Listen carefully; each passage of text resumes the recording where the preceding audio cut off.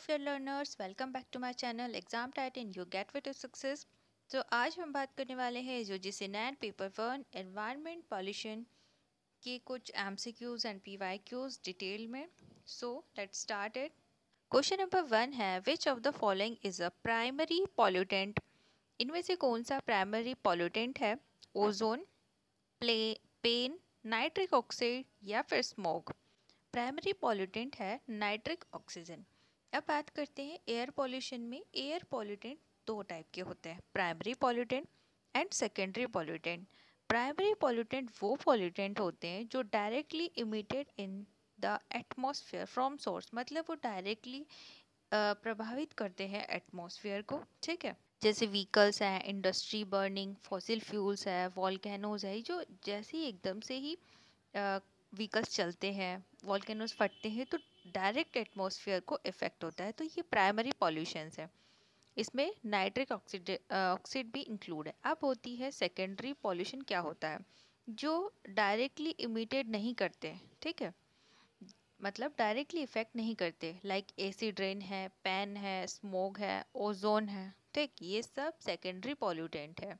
Next question है, acid rain is mainly caused by which secondary pollutant? जो acid rain होती है, अम्लीय वर्षा, मुख्यतः किस द्वितीयक प्रदूषक के कारण होती है? SO2, NO2, S2, SO4 and NHO3 या फिर CO? जो एसिड रेन होती है वो सेकेंडरी पॉल्यूटेंट लाइक H2SO4, मतलब sulphuric acid and nitric acid की वजह से होती है। ये उसका सेकेंडरी पॉल्यूटेंट है। इसका आंसर हो जाएगा। जो एसिड रेन होती है उसका पीएच वैल्यू 5.6 से कम होता है। एग्जाम में पूछा गया है, तो याद रखना। पीएच स्केल की रेंज 0 से 14 तक होती है। ठीक है। Which of the following is a plant source of water pollution? निम्नलिखित में से कौन सा जल प्रदूषण का पादक स्रोत है? कृषि आवाहक, टूटी हुई नाली से नदी में प्रवेश करने वाले घरेलू मगजल, शहरी तूफानी जल, अम्लीय वर्षा, agriculture rain of domestic sewage in entering river through a broken channel, urban storm water या फिर एसिड रेन? तो इनमें से इसका आंसर हो जाएगा domestic sewage in entering river through a brokerage channel, टूटी हुई नाली से नदियों में प्रवेश करने वाले घरेलू मगजल। ठीक है। नेक्स्ट है, which of following is used as a pollution control device to remove particulate matter from industry emission? औद्योगिक उत्सर्जन के कणिकाओं को हटाने के लिए प्रदूषण नियंत्रित उपकरण के रूप में निम्नलिखित में से किसका उपयोग किया जाता है? ऑप्शंस है उत्प्रेरक परिवर्तक, वैद्युत अवेक्षक, venturi scrubber, ozone generator, catalytic converter, electrostatic precipitator, venturi scrubber, ozone generator. So इसका आंसर हो जाएगा इलेक्ट्रोस्टैटिक प्रिसिपिटेटर। नेक्स्ट क्वेश्चन है, air quality index in India is not directly measured for. Bharat में वायु गुणात्मक सूचांक को सीधे तौर पर निम्नलिखित के लिए नहीं मापा जाता। PM2.5, O2, CO2, NO2। तो इसका आंसर हो जाएगा CO2, कार्बन मोनोडाइऑक्साइड। अब बात करते हैं air quality index start from 2014 विच स्वच्छ Bharat mission. Air quality index को स्वच्छ भारत मिशन जब स्टार्ट हुआ था 2014 में, तब से इसको स्टार्ट किया गया था। इसमें 6 कैटेगरी है और 8 पॉल्यूटेंट्स है। 8 पॉल्यूटेंट्स कौन कौन से हैं? तो PM10, PM2.5, NO2 मतलब nitrate dioxide, SO2 sulphur dioxide, CO carbon monoxide, O2 ozone, NH4 ammonia. ये 8 पॉल्यूटेंट्स एयर क्वालिटी इंडेक्स में इंक्लूड किए गए थे और 6 कैटेगरीज हैं। 0 से 5 तक जो रह गया वो उसको गुड में कंसीडर करेंगे। 15 से 10 AQI होता है तो सेटिस्फैक्ट्री होती है। 110 से 200 तक मॉडरेट AQI होता है। 200 से 300 तक पुअर क्वालिटी की एयर क्वालिटी इंडेक्स होती है। 300 से 400 वेरी पुअर एंड 400 से 500 में सीवियर कंडीशन में एयर क्वालिटी इंडेक्स को मेज़र किया जाता है, कि मतलब वहाँ की जो हवा है वो सांस लेने लायक नहीं है। जस्ट लाइक दिल्ली में ऐसा हो रहा है, गुड़गांव है, वहाँ पे जो एयर क्वालिटी इंडेक्स है बहुत ही ज़्यादा हाई जा चुका है। लोग बहुत सफ़र कर रहे हैं सांस लेने के लिए, उन्हें ऑक्सीजन की इक्विपमेंट्स लेने पड़ रहे हैं, वो भी पैसों में। सो ध्यान रखें अपनी सिटी एंड स्टेट का और अपने नियर का। सफ़र एक मोबाइल एप्लीकेशन है ताकि आप उससे अपने आसपास की एयर क्वालिटी इंडेक्स चेक कर सकते हैं। और फर्स्ट स्मोक टावर दिल्ली में लगाया गया था। ठीक है, नेक्स्ट क्वेश्चन है which gas is responsible stratospheric ozone depletion. समताप मंडल में ओजोन संरक्षण के लिए कौन सी गैस जिम्मेदार है? CH4, CO, CFC, SO2। सो इसका आंसर हो जाएगा chlorofluorocarbon. Ozone relating conventions and protocols थे वो विनेगा है 1985 में आया था। मोनेट्रेला है 1987 में। एंड कालीगल वो आया था 2016 में। तो ये इम्पोर्टेंट है इनके ईयर, सो लर्न रखना। नेक्स्ट क्वेश्चन है what is the correct sequence of various components of biogas which with respect to their abundance। Biogas के विभिन्न घटकों का उनकी प्रचुरता के संदर्भ में सही क्रम क्या है? Ammonia, hydrogen sulphate, methane, carbon dioxide. Choose इनमें से आंसर करना है, चूज द करेक्ट आंसर। सो देखते हैं कि जो सबसे ज़्यादा हाई क्या है। सबसे ज़्यादा हाई है मीथेन, CH4 बायोगैस में पाई जाती है। सबसे ज़्यादा गैस मीथेन होती है। फिर आती है कार्बन डाइऑक्साइड, उसका 30 से 50% है। फिर आता है हाइड्रोजन सल्फाइड 0.70। और अमोनिया होती है वो बहुत ही अल्प, मतलब बहुत ही ज़्यादा अल्प, ट्रेस लेवल लाइक। ठीक है, नेक्स्ट क्वेश्चन है arsenic pollution is ground water is due to. भूजल में आर्सेनिक प्रदूषण का कारण है oxides of arsenic, sulphates of arsenic, acids of arsenic, या फिर नाइट्रेट्स ऑफ आर्सेनिक। तो इसका आंसर हो जाएगा acids of arsenic. Ganga delta area में बहुत ज़्यादा मात्रा में मिला है ये। बंगाल एरिया में arsenic pollution it is harmful for skin, black foot disease हो जाती है एसिड आर्सेनिक से।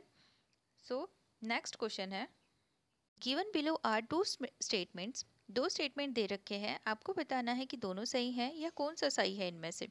स्टेटमेंट 1 है atmospheric stability is important because it determines the ability of pollutant to disperse vertically in the atmosphere। Statement 2 है in summer season in India the atmosphere is generally stable। So इसका answer है statement 1 is correct but statement 2 is false। Next question है identify the correct sequence of the following countries in the respect of Sustainable Development Index 2025 के according हमें बताना है। सतत विकास सूचांक 2025 के संबंध में निम्नलिखित देशों के सही क्रम की पहचान करें कि इनमें से सबसे फर्स्ट नंबर पे कौन आएगा, then second, then third, four, five. ठीक है, सस्टेनेबल डेवलप इंडेक्स 2025 के अकॉर्डिंग सबसे हायर रैंक पे है चाइना है 49th रैंक पे, यूएस है 44 रैंक पर, ब्राज़ील है 54th रैंक पर, रशिया 51th रैंक पर एंड इंडिया है 99th रैंक पर। सो इसका आंसर होगा सबसे फर्स्ट है यूएस 44, देन है चाइना 49, फिर है Russia 51, then Brazil 54 and India है 99। अब पूछा जाता है कि फर्स्ट रैंक पर कौन है, तो फर्स्ट रैंक पर सस्टेनेबल डेवलपमेंट इंडेक्स में फिनलैंड सबसे फर्स्ट नंबर पे है 2025 के रिकॉर्ड के according. Given below two statement. Statement 1 है education for environment is process of inquiring and action on real environmental issues। Statement 2 है children are educated about environmental problem equally and many other issues without development of skills and attitudes to meet this challenge। पर्यावरण शिक्षा वास्तविक पर्यावरण मुद्दों पर जांच और कार्रवाई की एक प्रक्रिया है। बच्चों को पर्यावरण समस्याओं और कई अन्य मुद्दों के बारे में समान रूप से शिक्षित किया जाता है, लेकिन चुनौतियों का सामना करने के लिए कौशल और दृष्टिकोण चुनौतियां दी जाती है। ये दोनों ही स्टेटमेंट करेक्ट है। हमारे यहाँ पर हम बच्चों को बताते हैं कि इन्वायरमेंट को कैसे प्रोटेक्ट करना है, बट हम लोग उसे इम्प्लीमेंट नहीं करते। यहाँ पे ये इंडिया में ये क्वेश्चन का आंसर गलत है, बट लेकिन अगर आप दूसरे देशों में देखा जाए तो वहाँ की गवर्नमेंट बच्चों को इन्वायरमेंट को कैसे प्रोटेक्ट करना है वो सब सिखाती है, और वो ओनली थ्योरी नॉलेज पर डिपेंड नहीं है जैसे कि इंडिया में है। यहाँ पे प्रैक्टिकल चीज़ें कम कराई जाती है कि पॉल्यूशन ऐसे कंट्रोल करना है, वाटर वेस्ट नहीं करना है। पर लेकिन आउटसाइड इंडिया की जो कंट्रीज़ हैं वहाँ पर बच्चों से प्रैक्टिकली चीज़ें बताई जाती हैं, दिखाई जाती है as compare to theory. Theory तो पढ़ाते ही हैं बट लेकिन प्रैक्टिकली ज़्यादा होता है वहाँ। नेक्स्ट क्वेश्चन है, in 2018 the original framework agreement on establish of international solar alliance was amendment to extend to scope of its member to. 2018 में अंतर्राष्ट्रीय सौर गठबंधन की स्थापना का मूल रूपरेखा समझौते में संशोधन किया गया ताकि इनकी सदस्यता का दायरा बढ़ाया जा सके। ठीक है, all member state of United nation, the SAARC countries या फिर countries in the middle east, इनमें से कौन सा है उप सहारक अफ्रीका देश के लिए? देखो इसका आंसर है all member states of United Nations. ISA के अंदर आता है। जो आईएसए है अनाउंस करी गई थी 2015 पेरिस कॉन्फ्रेंस कोप नंबर 21 में। इसको एस्टेब्लिश किया था 2017 में, बट इन 2018 अमेंडमेंट हुआ कि यूएन की जितनी भी यूएन एलिजिबल है टू बिकम एन मेंबर्स। ठीक है, तो इसमें 120 मेंबर्स ने साइन किया है और 104 मेंबर ने साइन के साथ साथ रेटिफाइड किया है, मतलब फुल मेंबर्स बने हैं।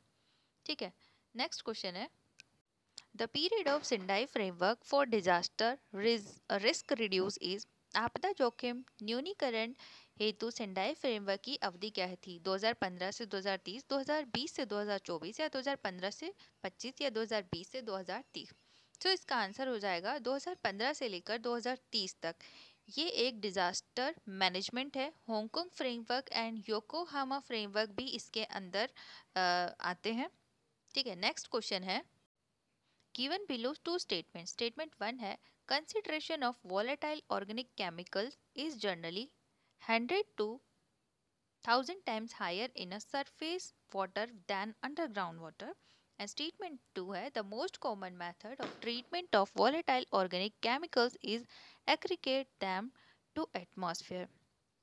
आंसर है first statement is wrong and second statement is correct. Question number 2 है, गिवन बिलो स्टेटमेंट। स्टेटमेंट 1 है, acute exposure to a chemical is a long term continuous expose that chemical.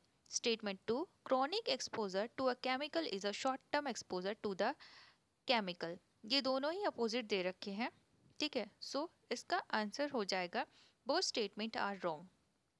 Next question है, given below are two statements. Statement 1, to address problem of climate change, it is essential of the world to have a net zero carbon emission by the near 2050. Statement 2 है, there is a zero carbon emission associated with the production of a grey hydrogen. So इसका answer है first is correct and second statement is wrong. Thank you for watching this video. I hope you like this video and stay tuned for next video.